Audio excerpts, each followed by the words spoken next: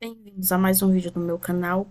PGR pede aí a prisão da deputada federal Carla Zambelli. Eu trouxe um vídeo para vocês mais cedo, onde tem na íntegra a entrevista que ela faz um anúncio que está fora do Brasil.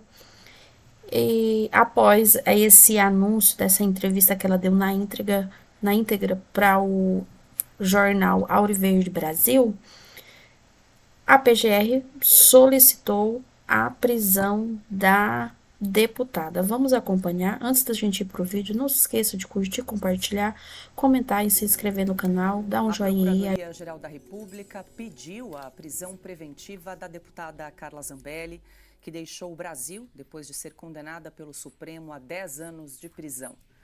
Zambelli revelou hoje, em entrevista à Rádio Auriverde, parceira de Oeste, que está vivendo na Europa. Segundo a parlamentar, a saída do país ocorreu inicialmente para tratar de um problema de saúde. No entanto, ela também alegou ser alvo de perseguição judicial depois da condenação. Segundo a coluna No Ponto, direto do site de Oeste, a Procuradoria-Geral da República também solicitou a inclusão de Carla Zambelli na lista vermelha da Interpol.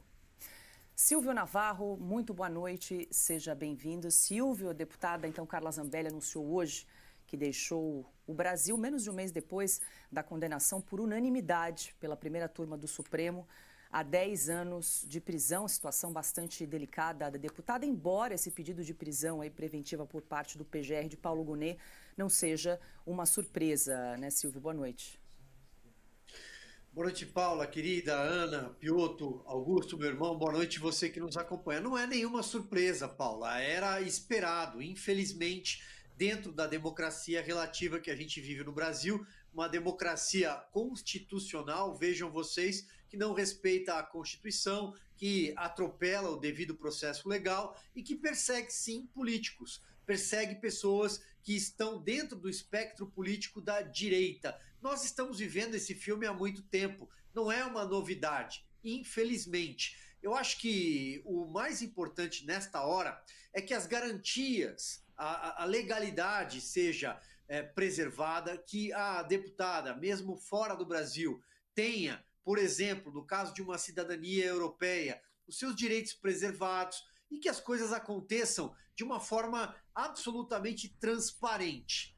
O Procurador-Geral da República já mostrou que ele é uma espécie de linha auxiliar do gabinete do ministro Alexandre de Moraes. Também não é uma novidade. Aliás, nas palavras da própria ministra Carmen Lúcia, hoje a mais antiga de toga no Supremo Tribunal Federal, o ministro Alexandre de Moraes é ali uma espécie de Ministério Público em atividade. Ele é o procurador de fato, o parquê no ordenamento jurídico. Então, o Paulo Gonet é uma espécie de linha auxiliar. Nós vamos passar por vídeos hoje, inclusive de alguns depoimentos que deixarão isso ainda mais claro. Eu só finalizo lembrando que esse pedido de prisão preventiva contra a deputada acontece no momento em que o artigo 53 da Constituição, que trata da prerrogativa de foro, que trata da imunidade parlamentar, ainda está em vigor no Brasil. Não sei qual será a manifestação da Câmara, uma vez que ela está no exterior.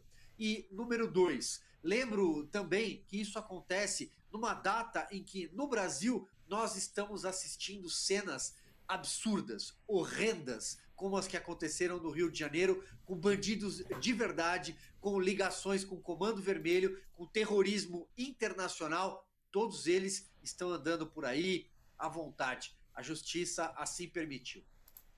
Adalberto Piotto, muito boa noite, seja bem-vindo. Piotto, vale lembrar que quando a Carla Zambelli concedeu essa entrevista hoje pela manhã na Rádio Auriverde, não havia pedido de prisão. O pedido de prisão da PGR veio logo na sequência, o que não era necessariamente uma surpresa. Vale lembrar que a deputada já está inelegível por 8 anos. Agora fica a discussão, o Silvio tocou num ponto, o que vai fazer a Câmara dos Deputados.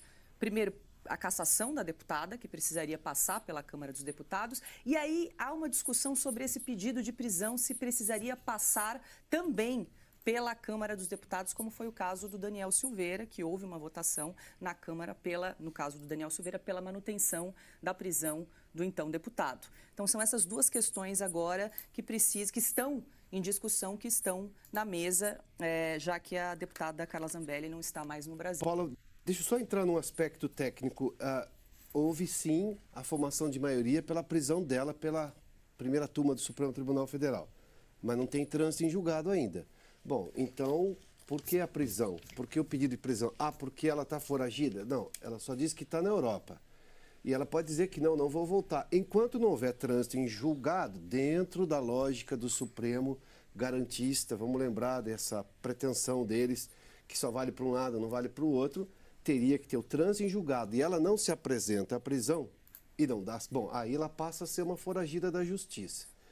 O ponto que o Silvio levantou é importante porque tamanha preocupação da PGR nesse momento em relação a este caso e que não se vê, por exemplo, em outros tratamentos para outros lados políticos do país. Mas vamos deixar isso aí do lado, embora seja uma coisa muito importante. O artigo 53 é muito claro em relação à prisão e cassação. A única coisa que já é indiscutível, porque também não vamos deixar a lei de lado neste caso, é que ela se tornou inelegível porque sim, o julgamento se deu por um grupo de juízes, ou seja, você teve ali, não foi um juiz apenas, que é o que determina a lei, um colegiado. Ela foi condenada por um colegiado, pela lei, ela fica inelegível. Ou seja, assim que ela terminasse o mandato, ela teria que, se não me engano, acho que são 8 anos inelegível. Isso é um fato. Ninguém mais vai questionar esse ponto. A cassação e a prisão, independentemente de quem seja, pelas motivações que as pessoas possam ter, lei é lei, regra é regra. Não se olha a capa do processo para se aplicar uma lei. Na minha opinião, e pelo que dá para entender do artigo 53, vamos lá, só para deixar muito claro, diz aqui no artigo 53, obviamente, é uma parte do artigo. Desde a expedição do diploma, os membros do Congresso Nacional não poderão ser presos, salvo em flagrante de crime inafiançável. Não é o caso. Nesse caso, os autos serão remetidos dentro de 24 horas à casa respectiva, no caso a Câmara, para que, pelo voto da maioria de seus membros, resolva sobre a prisão. Resolva sobre a prisão. Se permite ou não a prisão, porque ela pertence a um poder. Depois, vamos lá. Recebida a denúncia contra o senador ou deputado por crime ocorrido após a diplomação, o Supremo Tribunal Federal dará ciência à casa respectiva que, por iniciativa do partido político nela representado e pelo voto da maioria de seus membros, poderá, até a decisão final, sustar o andamento da ação. Neste caso, a ação não foi sustada enquanto estava tramitando, ou seja, já houve uma condenação, não o trânsito em julgado, que é, digamos, é a sentença definitiva. Mas aqui tudo indica e o entendimento é mais claro, e se houver dúvida, quem deveria decidir não é o Supremo Tribunal Federal, é a Câmara, por maioria, é que a prisão não poderia acontecer. E, de novo, ela não está foragida tecnicamente, até porque ela não foi no trânsito em julgado já a aplicação da prisão. São coisas que precisam ser colocadas, Paulo, e só um ponto mais.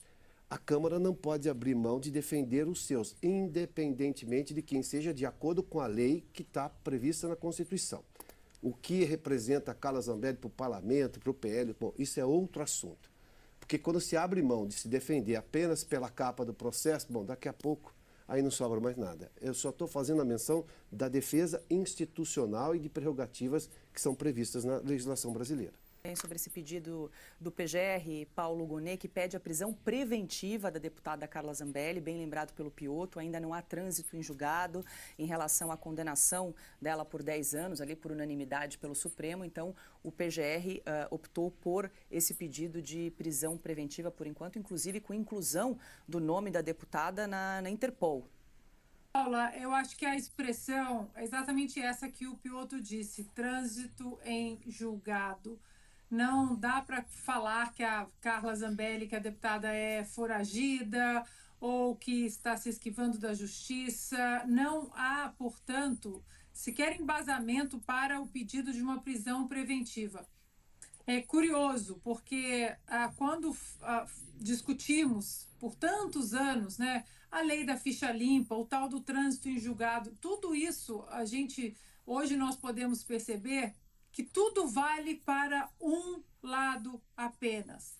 no lado do trânsito em julgado, aí pode a esquerda colocar processos e adiando mais ainda com caminhos legais, brechas legais nas nossas leis e até chegar no trânsito em julgado. E mesmo quando chega no trânsito em julgado, se não tem jeito de libertar um corrupto de estimação, mesmo depois do trânsito em julgado, o que fazer?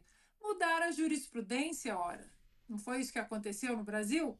Agora, é impressionante o silêncio da Câmara, vamos aguardar, né, já que tudo isso acabou de acontecer. A deputada disse que está fora do Brasil nesta manhã, então vamos aguardar se o deputado Hugo Mota vai se pronunciar, já que o Piotto fez uma belíssima explanação sobre o trâmite do artigo 53, que precisa ser respeitado e que, desde Daniel Silveira, que eu me lembre, é completamente ignorado.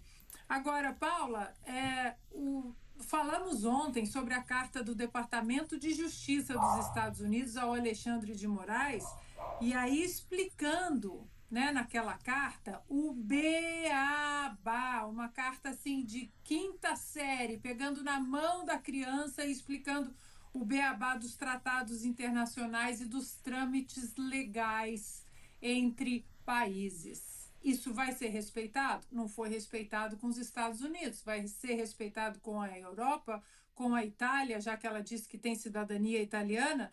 Portanto, Paula, Stalin estaria orgulhoso, né? Porque nós temos visto no Brasil a premissa do Lavrenti Beria, aquele chefe da polícia secreta de Stalin.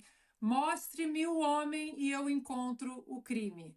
E nós sabemos que no Brasil a premissa hoje é essa. Começam a vazar os nomes de parlamentares envolvidos no esquema do mensalão do INSS. Assunto para a repórter Berenice Leite. Senador maranhense, aliado de Carlos Lupe, é um dos apontados pela PF como integrante da quadrilha que roubou aposentados e pensionistas. É o que a Berê vai contar aqui pra gente. Boa tarde, Berenice. Seja muito bem-vinda ao Jornal da Oeste.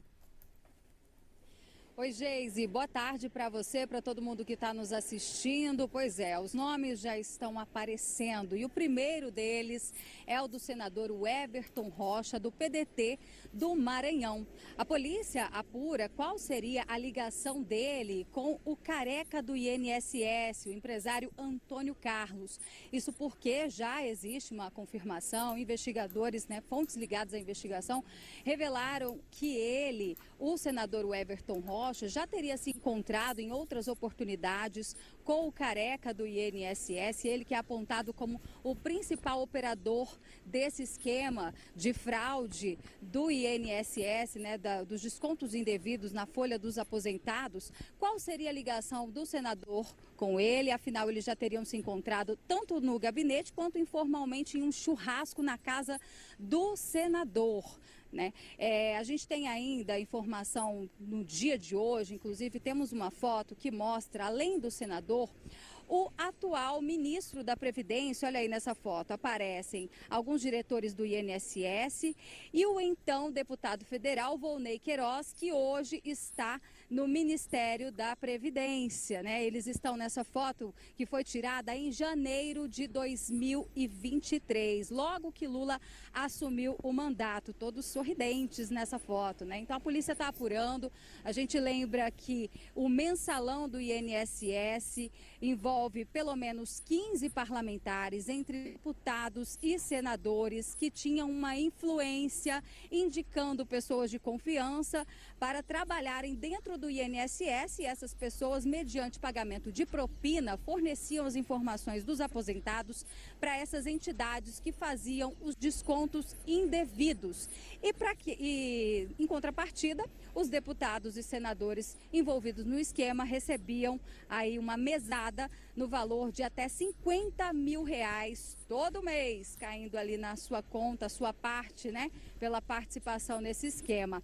Bom, essa situação toda envolvendo parlamentares aumenta ainda mais a pressão pela instalação imediata da CPMI, do INSS ou da CPI, que tem inclusive uma ação movida pelo deputado Nicolas e está aguardando o posicionamento aqui do Supremo Tribunal Federal. Vamos ver o posicionamento de alguns parlamentares. A gente tem aqui inclusive um vídeo divulgado pelo deputado Kim Kataguiri, que usou as suas redes para botar pressão aí, que as autoridades façam a instalação dessa comissão parlamentar de inquérito. Vamos ver. Primeiro nome de parlamentar citado na investigação da Polícia Federal é o senador Everton Rocha, do PDT. A polícia menciona operações de 45 milhões de reais do advogado Willer Tomás de Souza, registrados de maio a novembro de 2021. Willer Tomás é tido no meio político como próximo de nomes ligados à base do governo Lula, como o senador Everton Rocha, do PDT do Maranhão. Em média, parlamentares envolvidos no desvio do INSS receberam R$50 mil por mês de mensalão. A Polícia Federal já vai escutar o Everton Rocha sobre esse escândalo do INSS.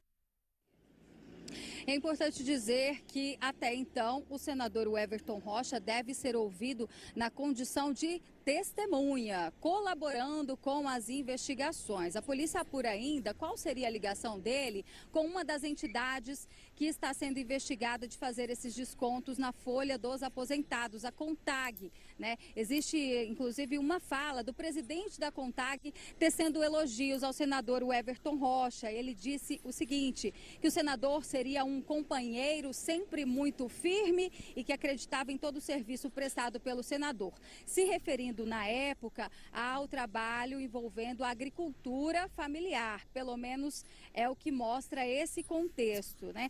Agora, é importante dizer que a partir do momento em que parlamentares entram também nessa investigação, a questão da propina, que pode ser que estava rolando mesmo aqui dentro do Congresso Nacional, aí a gente está falando de foro privilegiado. Então, a Polícia Federal vai passar a ter que pedir autorização do Supremo Tribunal Federal, até mesmo para quebra de sigilo, tudo que for no tocante a essas pessoas que já estejam sendo colocadas na condição de investigados, e como eu disse, o senador ainda está na condição de colaborador, testemunha ainda não precisa de autorização, mas se tornando investigados, esses parlamentares, como tem o foro privilegiado, vão precisar aqui também do aval do STF para que a Polícia Federal continue as suas investigações. Geise.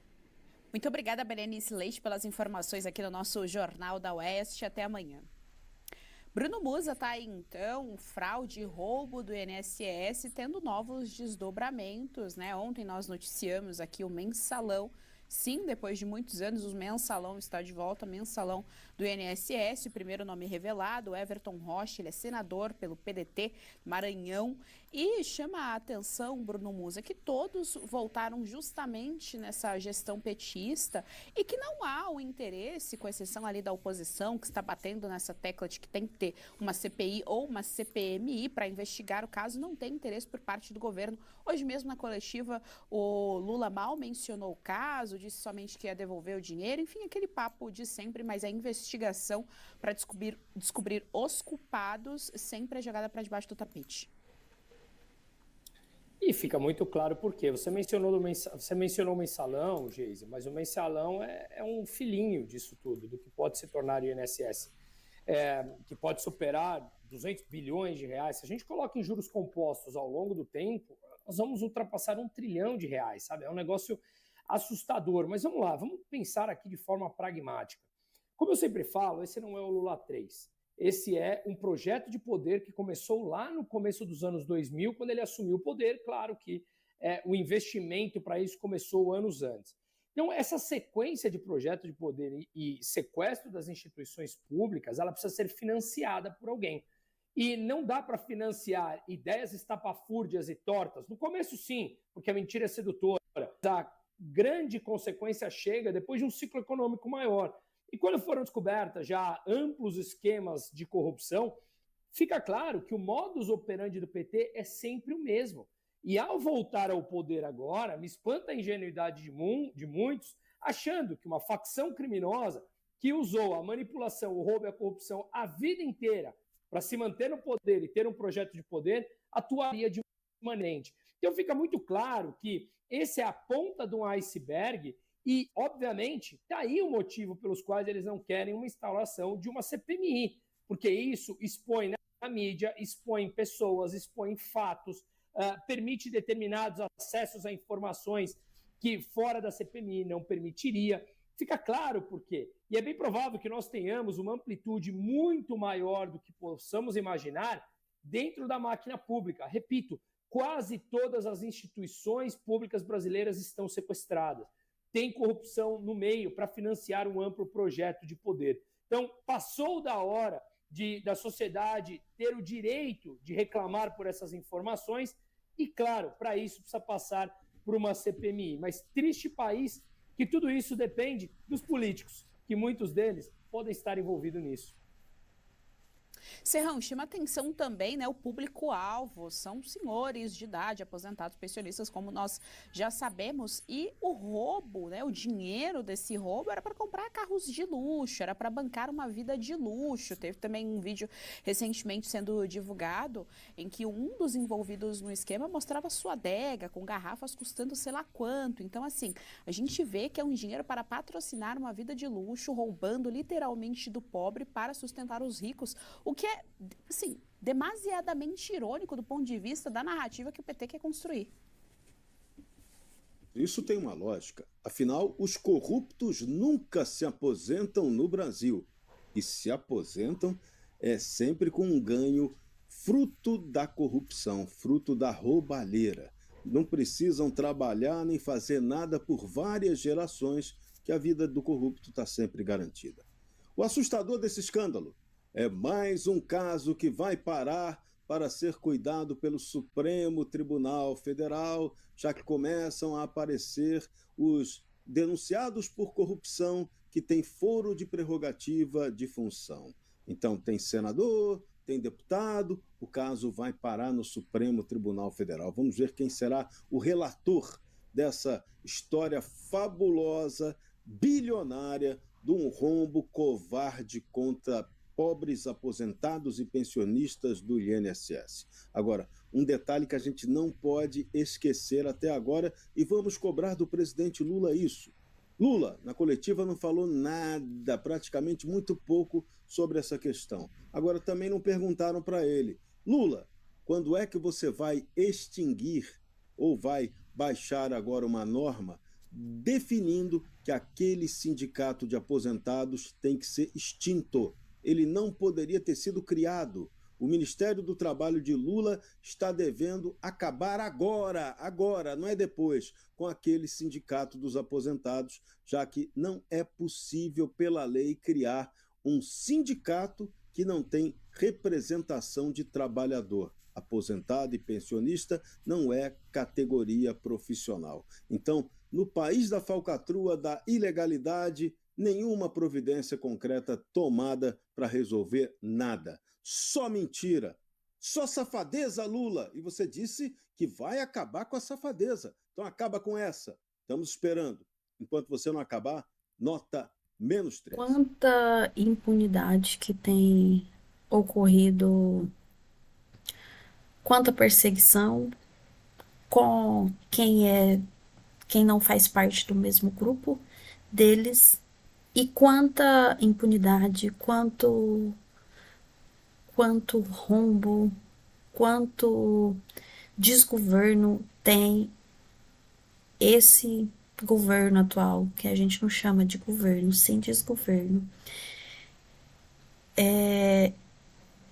O rombo aí que vem ocorrendo aí com esses sindicatos ligados ao INSS, onde tem o irmão do Lula que está ligado em dessas empresas que estão envolvidas aí nesse escândalo do INSS, e a gente não ouve quase falar sobre tudo que vem acontecendo com o INSS, uma solução. Eles estão a todo momento preocupados em derrotar, em tirar Bolsonaro, qualquer pessoa que está ligada ao Bolsonaro, do caminho deles. Inclusive, essa entrevista que a deputada Carla Zambelli deu pela manhã não tinha nenhum pedido após de prisão para a deputada, após ela dar essa entrevista informando que não estava no Brasil, tinha deixado o Brasil, automaticamente ali, rápido, a PGR solicitou a prisão da deputada. Impunidades que vêm ocorrendo no Brasil atualmente, que o governo atual que deveria estar aí cobrando não faz questão de resolver, de dar um parecer. É como se nada disso estivesse acontecendo. E porque se for mexer a fundo, a gente sabe de onde está saindo tudo isso, né? Quem são as pessoas ligadas a isso. Até porque se fossem pessoas da direita que estivessem envolvidas nesse escândalo, isso já estaria muito, muito mais avançado. Toda a tratativa desse escândalo estaria totalmente diferente. Deixe a opinião de vocês. Não se esqueça de curtir, compartilhar, comentar e se inscrever no canal.